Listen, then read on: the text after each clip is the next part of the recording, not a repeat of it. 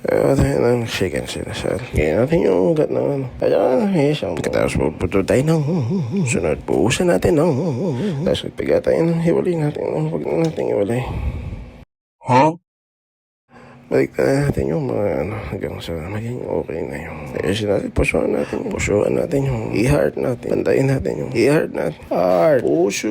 Heart natin yung sige, like mo na lang. Yan, sunod. Lagyan natin sa plastic yung sobrang laki naman yan. Yan, kaya na isang plastic yung shock lang yung sa natin dodoblihin natin tayo si ipabakin mo sila natin yung tapos tago na natin tayo sa loob ng One eternity later. kaya bukasan pwede na natin ihawin yung mga ano. Yan, palipilig tayo natin kasi